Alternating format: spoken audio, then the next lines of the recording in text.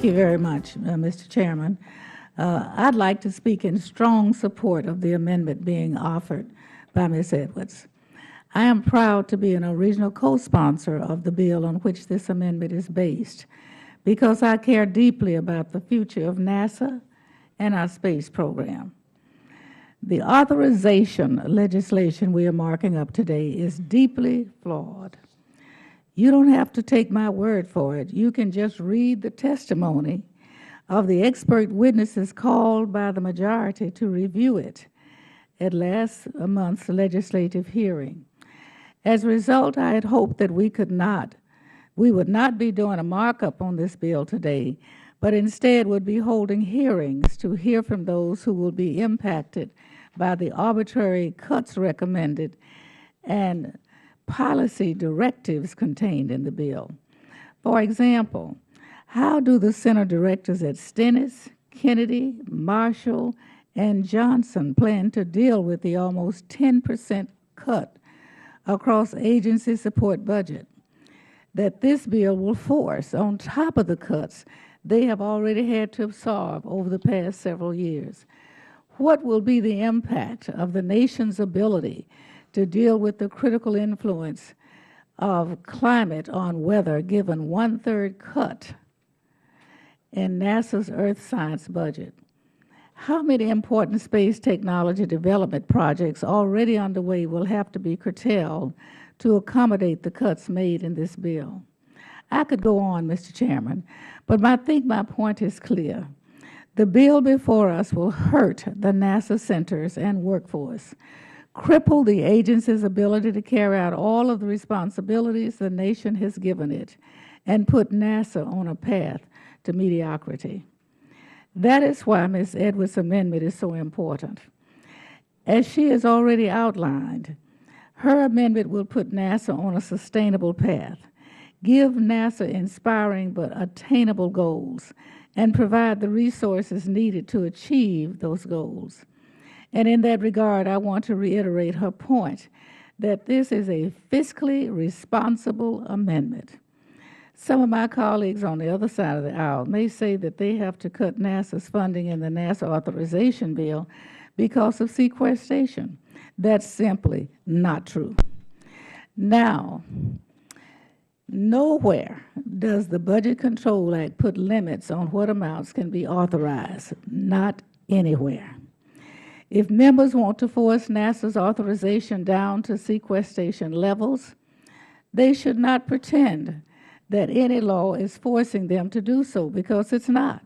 And so I think each member who chooses to cut NASA's budget needs to explain why he or she thinks that would be good for the nation.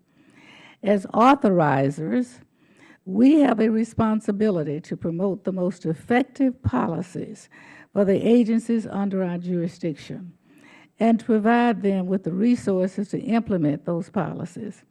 Ms. Edwards' amendment does just that for NASA, and I urge members on both sides of the aisle in all of their honesty to support this amendment. Thank you, and I yield back. One of the hallmarks of this nation is our ability to dream big and to achieve the impossible. NASA has exemplified this spirit for the past 55 years. As members of Congress, we have a responsibility to keep this spirit alive. This means ensuring NASA has the resources to continue reaching for new heights and discovering the unknown for the benefit of all humankind. The bill presented by the majority unfortunately falls short of what's needed in terms of resources. It eviscerates NASA purchasing power over the next 2 years by keeping the agency's budget at sequestration levels. We had 2 leading experts testify before this committee that this bill asks NASA to do too much with too little. This bill moves NASA away from its position as a multi-mission agency to one almost entirely focused on human space exploration. We can do better. The legislation introduced by Ms. Edwards would preserve NASA's purchasing power relative to fiscal year 2012 enacted levels by authorizing $18.1 billion. It will provide a clear goal of establishing a human landing on Mars as NASA's primary human space exploration goal. It will continue our utilization of the International Space Station until 2020, while looking at the feasibility of extending the life of the ISS.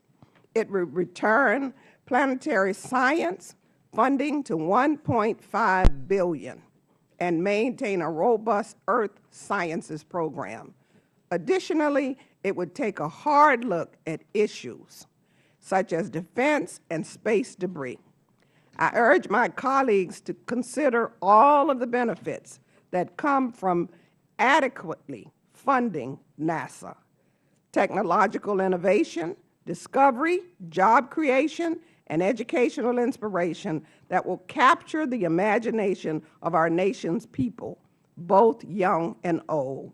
I'm proud to be an original co-sponsor of the legislation introduced by Ms. Edwards, and I urge you to support it.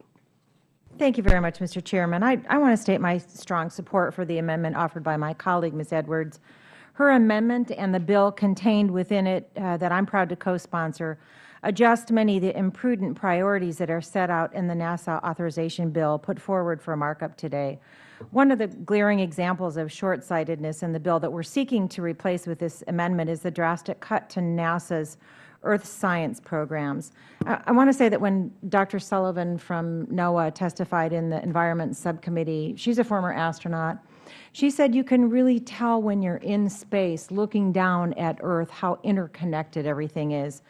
And since becoming a member of the Space Subcommittee, and certainly since the draft of the majority's NASA Authorization Act, I've heard from constituents across the industry and in the research community about the important work that's supported by NASA's Earth science research. Researchers at Oregon State University, in my home state, for example, worked with NASA and the Navy to develop a technology that's currently deployed on the International Space Station. And this technology can capture precise ocean images to provide important data on ocean and coastal zone health. Accurate measurements of ocean health are key for the maritime industry, not only in my district, but on all coastlines. And overall, a better understanding of ocean patterns and temperatures will improve our understanding of the Earth's systems and the variability of weather patterns. This is just one example of the important work funded by NASA Earth Science. Others include monitoring for floods, drought, and fires. The National Academies recently reported that NASA's aging Earth observation system threatens a disruption in information that can help detect long-term climate trends that contribute to severe weather patterns. And also, Mr. Chairman and Committee, when extreme weather conditions over Southwest Asia pose significant challenges to our military operations conducted during the 2003 Operation Iraqi Freedom campaign, the Department of Defense used NASA research satellite imagery to distinguish airborne dust from the surface and other atmospheric features. This resulted in a revised enhancement useful in observing and tracking the dust storms. The Department of Defense said that the product was invaluable, and that helped, Mr. Chairman, to keep our troops safe across the world. So, Mr. Chairman and Committee, on June 19th, the Space Subcommittee held a hearing on the NASA Authorization Act that we're marking up here today. And in that hearing, both of the witnesses who were invited to appear by the majority expressed serious concern with cuts to NASA's Earth science research budget. In his testimony, Dr. Stephen Squires called the cuts to Earth science alarming. I want to repeat that, alarming cuts. He urged balanced reduction across the space science disciplines if reductions are necessary at all. For this and other reasons, I strongly support the substitute legislation being proposed by Representative Edwards, and I urge my colleagues to do the responsible thing and support this amendment. I yield back the balance of my time. Thank you, Mr. Chairman. Thank you, Mr. Chairman. Mr. Chairman, I do feel that both the underlying bill and the amendment in the nature of the substitute have, in my view, too much emphasis on expensive manned spaceflight to the possible detriment of unmanned spaceflight, or also incentives for private sector spaceflight beyond Earth orbit. I am concerned that this committee still hasn't done a sober cost-benefit analysis of the true nature of the U.S. government putting forth a goal such as landing human beings on Mars. Why exactly are we planning on doing this? Is it for sentimental reasons, because it's out there? Is it because of parochial reasons in our districts? Is it really for scientific reasons? Because I suspect we get a bigger bang for our buck with unmanned or with incentives for private sector manned flight. And I remain skeptical of the large, vast scope of Federal government-supported manned spaceflight. But I will support the substitute, and let me tell you why. Because as bad as, whatever we want to say about manned flight, we can have that debate. But to put in the goals of having this manned spaceflight without the proper funding is not only dishonest, it's also dangerous. 2 shuttle disasters should tell us this. You're essentially setting lofty goals with a pittance behind them. That is like, to borrow one of my colleagues' analogy and adapt it, it's like promising like Santa Claus but delivering only coal in NASA's stocking. That is not acceptable. So if we're going to set these lofty goals, we better at least look at the funding behind the human beings that we're going to be sending out to this flight.